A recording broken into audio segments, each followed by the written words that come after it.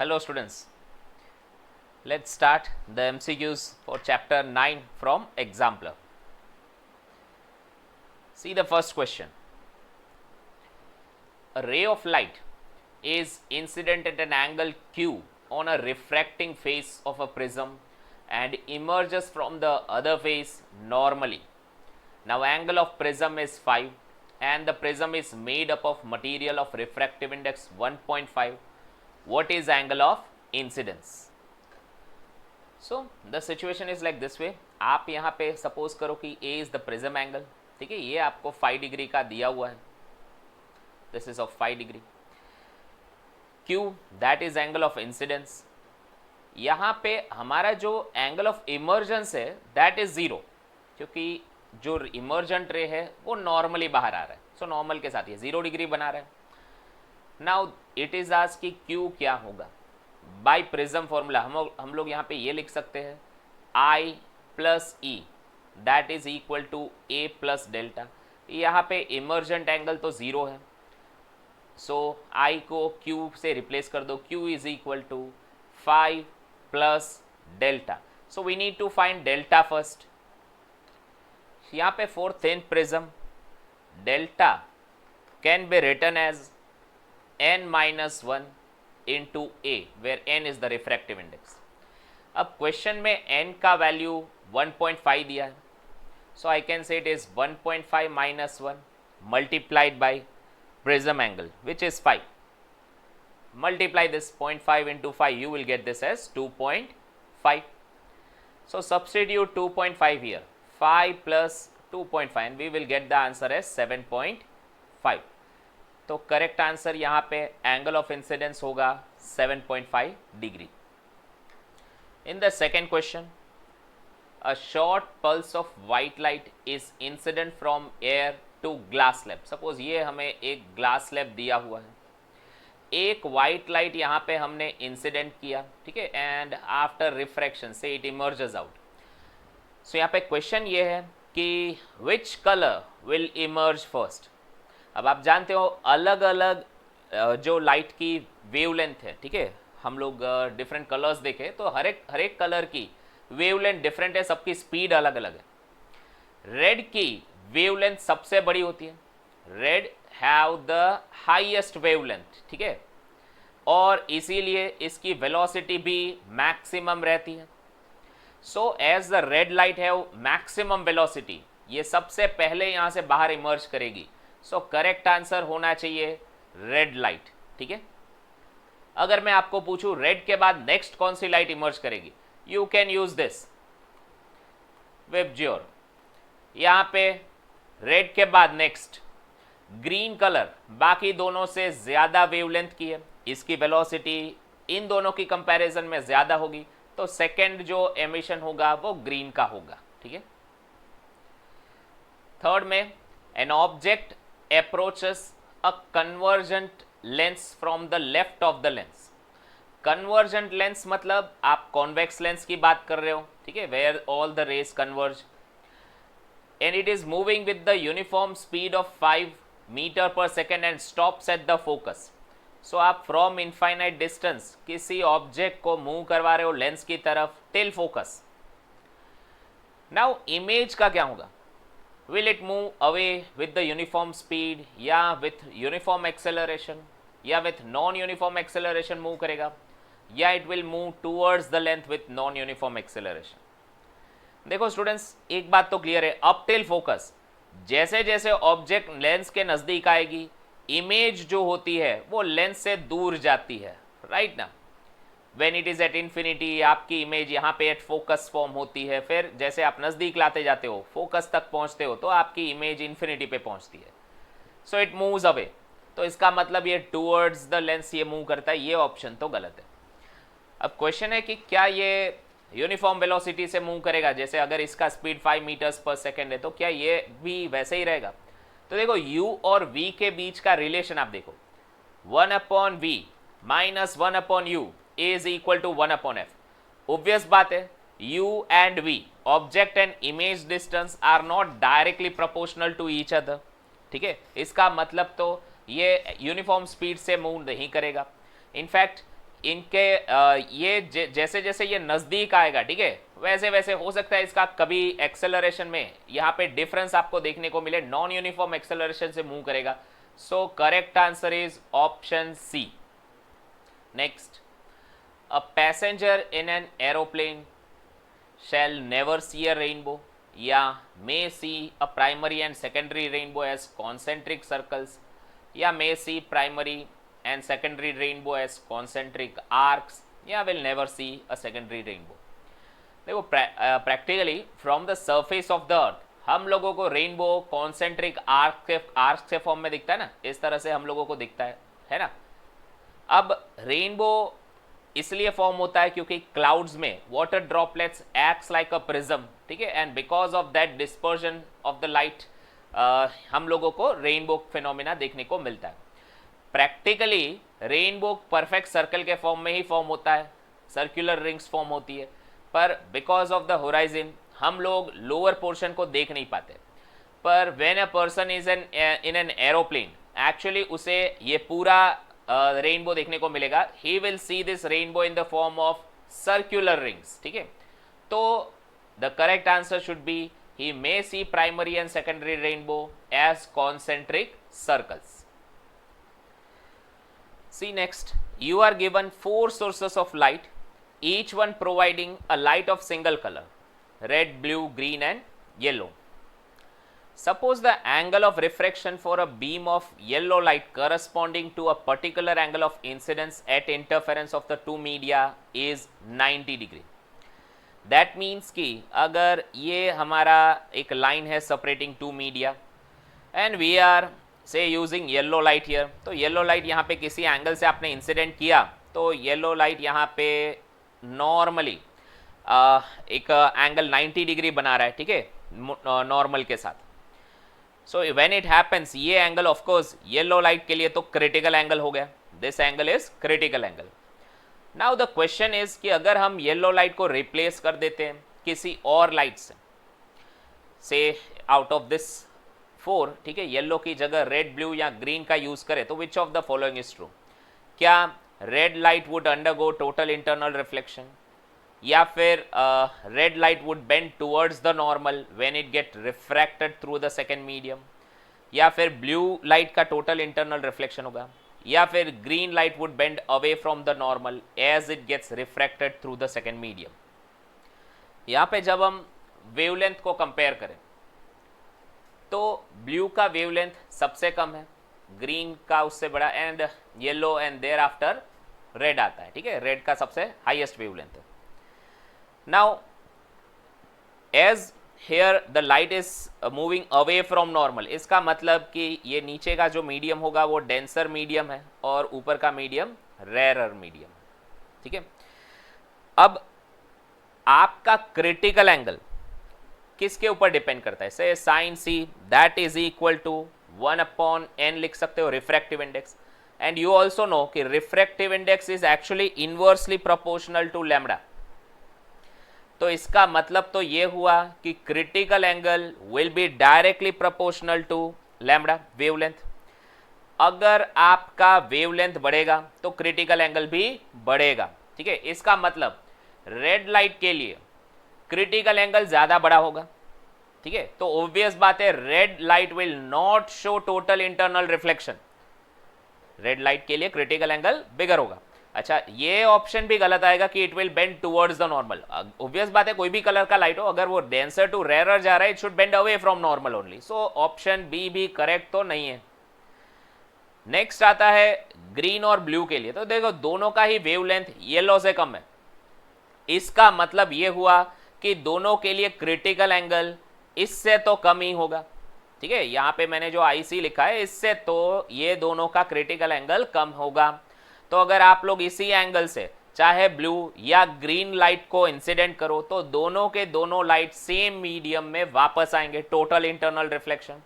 तो यहाँ पे करेक्ट ऑप्शन सी होना चाहिए था, blue light would show total internal reflection, जबकि यहाँ पे ग्रीन वाला ये डी ऑप्शन है ये भी गलत होगा. ग्रीन भी एक्चुअली टोटल इंटरनल रिफ्लेक्शन ही बताएगा, ठीक है. In the sixth one, radius of curvature of a curved surface of a plano convex lens so if this is से अ प्लानो कॉन्वेक्स लेंस, एक साइड इसका कॉन्वेक्स होता है और दूसरा साइड इसका प्लेन सरफेस होता है. So if radius of curvature for this side is 20, if the refractive index of the material is 1.5, it will act as a convex lens only for the object lies on the curved sides. मतलब कि अगर इस side अगर object होगा तो ये convex lens की तरह एक्ट करेगा, अदर साइड नहीं करेगा. क्या ये सही है? नहीं, ये सही नहीं है. It acts as a convex concave lens for the object lie on its curved sides. This is also not true. Concave lens की तरह ये act नहीं करता है. It acts as a convex lens irrespective of the side on which the object lies. This is correct. किसी भी side होगा object, ठीक है, ये डेफिनेटली कॉन्वेक्स लेंस की तरह ही काम करेगा. और इसका रीजन आप यहाँ पे कह सकते हो कि as R is greater than 0, आपका फोकस भी यहाँ पे ग्रेटर देन 0 ही आने वाला है. So it is a convex lens. Next, the phenomena involved in the reflection of radio waves by ionosphere is similar to which of the following. देखो, हमारे अर्थ के ऊपर यहाँ पे at some height there is से आयोनोस्फीयर, जहाँ से जो रेडियो वेव्स है वो रिफ्लेक्ट होके वापस आते हैं. ठीक है. सो ये फिनोमिना किसके जैसा है? क्या ये reflection of light by the plane mirror है? क्या ये प्लेन मिरर की तरह काम करता है? नहीं, यहाँ पे एक्चुअली लाइट का बेंडिंग हुआ है. The total internal reflection of light during the mirage, yes, ये मिराज के टोटल इंटरनल रिफ्लेक्शन की तरह काम करता है. देखो, जैसे जैसे आप ऊपर जाते हो एयर की डेंसिटी कम होती जाती है. As a result the electromagnetic waves here will bend. ठीक है, there are reason, the ions are also reasons for that. ठीक है, बट स्टिल ये actually total internal reflection of light की तरह काम करता है. जैसे मिराज में होता है, ठीक वैसे ही यहाँ पे कुछ रेज पास भी हो जाते हैं. Some of them will refract back. Okay. In 8th one, direction of ray of light incident on the concave mirror is shown by PQ. ये P से Q, ये रे आपका इंसिडेंट रे बता रहा है. तो which of the 4 rays, इन चारों में से कौन सा रे सही बता रहा है? देखो, जब भी कोई रे फोकस में से पास होता है एज पर द रे डायग्राम, ये रिफ्लेक्ट होके प्रिंसिपल एक्सिस को पैरेलल हो जाना चाहिए. तो करेक्ट आंसर है सेकेंड वन. ठीक है, क्योंकि ये इंसिडेंट कहां से किया? फोकस में से किया. तो रिफ्लेक्ट होके it should move parallel to the principal axis. So correct answer is option 2 B. Next one में, optical density of turpentine is higher than that of water while mass density is lower. Obvious बात है, अगर turpentine की mass density कम है, ठीक है, तो वो फ्लोट करेगा वाटर के ऊपर. So this layer is of turpentine. Now the figure shows the layer of turpentine floating over the water. For which one of the 4 incident ray on the turpentine is as shown in the figure the path is correct. ये चारों में से कौन से रे का path correct है? देखो, here compare to the density, optical density of air, turpentine की ऑप्टिकल डेंसिटी ज्यादा होगी. And compare to of course turpentine की जो ऑप्टिकल डेंसिटी है it is even more than the density of water. ठीक है. सो फर्स्ट, जब भी लाइट का रे एयर से टर्पेंटाइन के मीडियम में आता है तो it should bend towards the normal. यहां पे एयर जो है ये रेयर मीडियम है, जबकि टर्पेंटाइन ये डेंसर मीडियम है. So when ever a ray of light travels from rarer to denser it bends towards the normal. फिर लास्टली टर्पेंटाइन टू वाटर, तो यहां पे ये डेंसर मीडियम से from denser to rarer medium की तरफ लाइट जाता है, तो it should bend away from normal. तो आपका करेक्ट यहां पे रे फर्स्ट, देखो पहले जब ये इंसिडेंट करो तो बेंड होना चाहिए टुवर्ड्स द नॉर्मल, जो कि सेकेंड रे में जैसा बता रहे हैं. और उसके बाद वापस जब टर्पेंटाइन टू वाटर जाएगा तो ये अवे फ्रॉम नॉर्मल बेंड हो रहा है. तो करेक्ट आंसर है सेकेंड रे. ठीक है, second ray is the correct ray shown in the diagram. Option B is correct. Next, a car is moving with the constant speed of 60 km per hour on a straight road. Looking at the rear view mirror, the driver finds that car following him is at a distance of 100 meter and is approaching with the speed of 5 km per hour. In order to keep track of the car in the rear, the driver begins to glance alternatively at the rear and side mirror of his car after every 2 seconds till the other car overtakes. If two cars were maintaining their speed, which of the following statement is correct? क्या speed of the car in the rear is 65 constant? देखो question तो कुछ इस तरह से है कि एक car it is moving in the forward direction, there is another car which is say car B which is at a higher speed and it is approaching the car A. जब A का driver car B को अपने side mirror में इसको देख रहा है, ठीक है, तो उसकी इनिशियली से कि 100 मीटर के दूरी पे है. इस कार की स्पीड वैसे कांस्टेंट है, ऑब्जेक्ट की स्पीड कांस्टेंट है. आपको इमेज की स्पीड क्या होगी? ये कॉन्वेक्स मिरर है यहाँ पे साइड मिरर, तो उसमें इमेज की स्पीड क्या दिखेगी, यही आपको क्वेश्चन है. क्या वो भी 65 ही दिखेगा? Answer is no. Constant speed तो नहीं दिखता, ठीक है, नॉन यूनिफॉर्म एक्सेलरेटेड मोशन हो जाएगा ये. क्या side of mirror the car in the rear would appear to approach at a speed of 5 to the driver? ये भी गलत है. कांस्टेंट स्पीड नहीं दिखता है, ठीक है, इट इज़ नॉट दैट कि उसको 5 का स्पीड दिखेगा constantly. Next, rear view mirror में speed of approaching car would appear to decrease as the distance decreases, मतलब ये जैसे जैसे नज़दीक आती जाती है, क्या स्पीड आपको इसमें इमेज की कम होती हुई दिखेगी या फिर आपको स्पीड इसका इंक्रीज होता हुआ बढ़ता हुआ दिखेगा? इसके लिए देखो इन जनरल अगर मैं मिरर फॉर्मूला का यूज़ करूं, यू नो दैट कि 1/v plus 1/u is 1/f या 1/v is equal to 1/f minus 1/u. f तो कांस्टेंट है. For taking the differentiation with time on both the side, अगर velocity चाहिए दोनों बाजू मैं यहाँ पे डिफ्रेंशिएशन लूँगा, कांस्टेंट का डिफ्रेंशिएशन 0 आएगा and again d/dt of 1/u होगा. अच्छा, इसका डिफ्रेंशिएशन आपको मिलेगा -1/v² dv/dt. This is equal to -1/u² du/dt.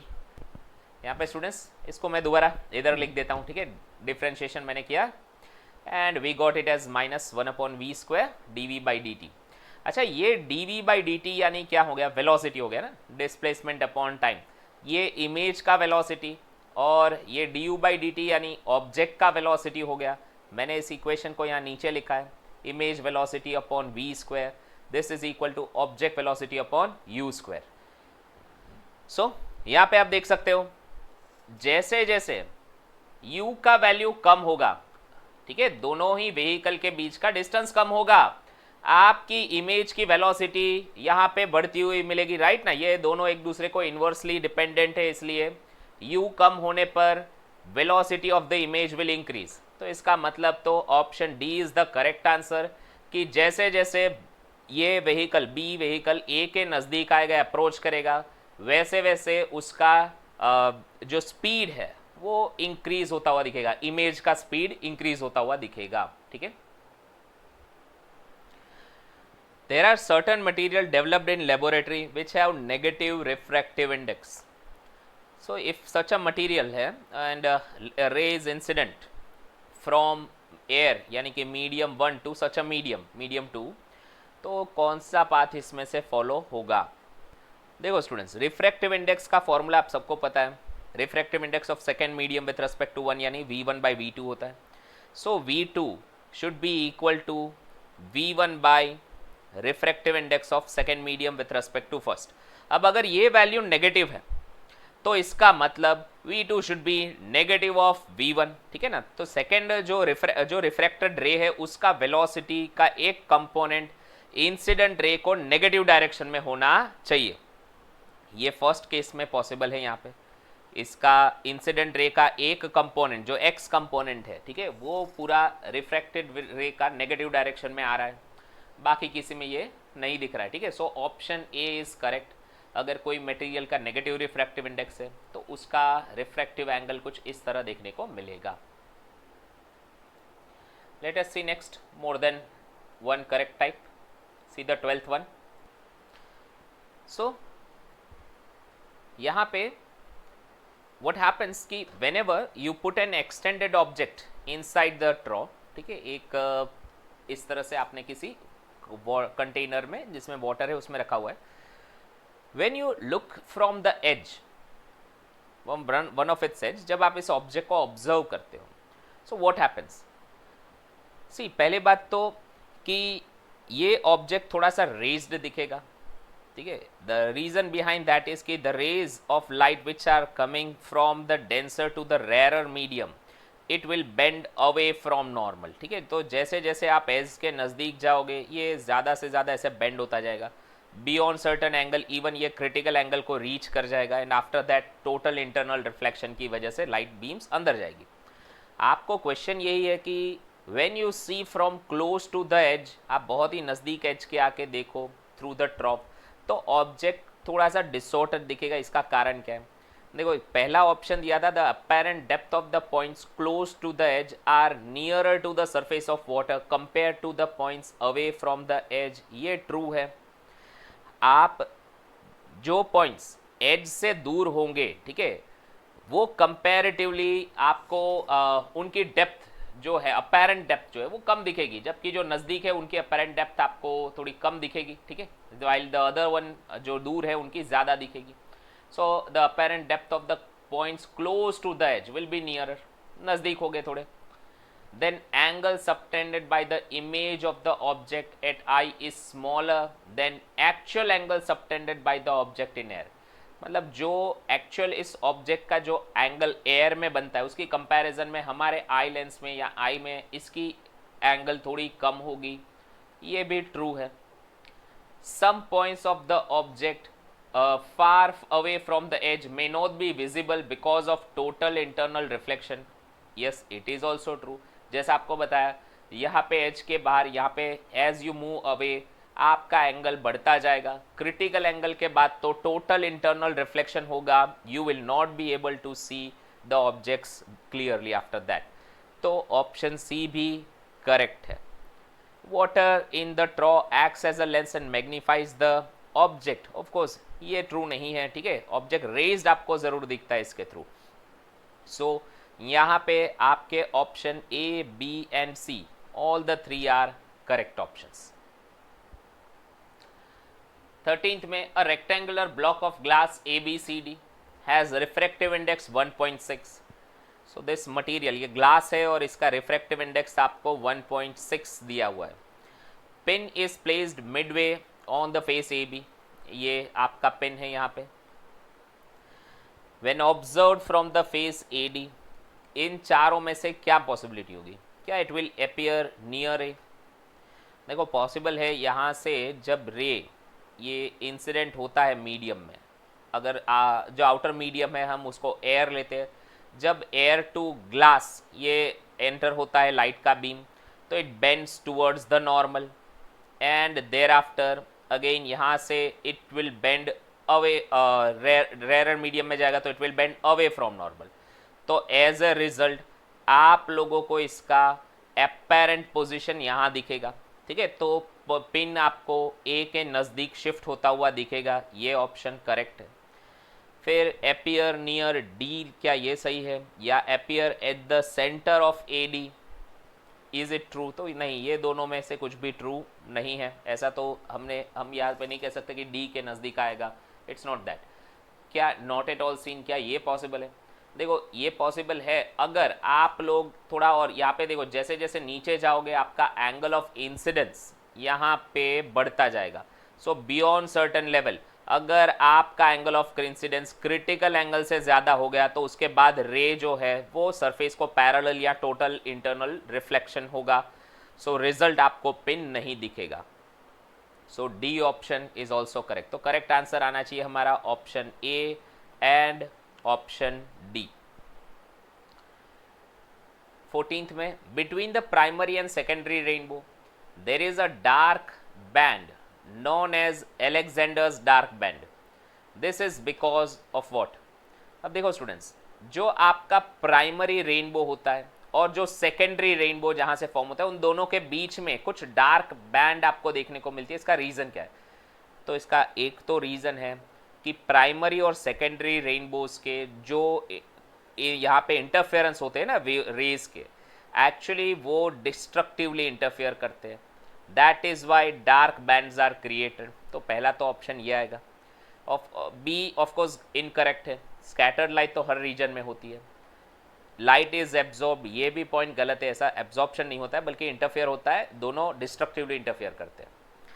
अब यहाँ पे एक चीज़ और है, primary rainbows it makes 41 to 42 degree at the observer eye, जबकि सेकेंडरी रेनबो लगभग 51 से 54 डिग्री का एंगल यहाँ पे ऑब्जर्वर आई में बनाता है। सो जो स्कैटर्ड रेज है, ठीक है, यहाँ पे जो angle which is made by at the eye by the scattered rays with respect to incident light, it will lie between this two, यानी कि 42 से 50 के बीच में होगा, ठीक है। So that is also a reason for this Alexander's dark band.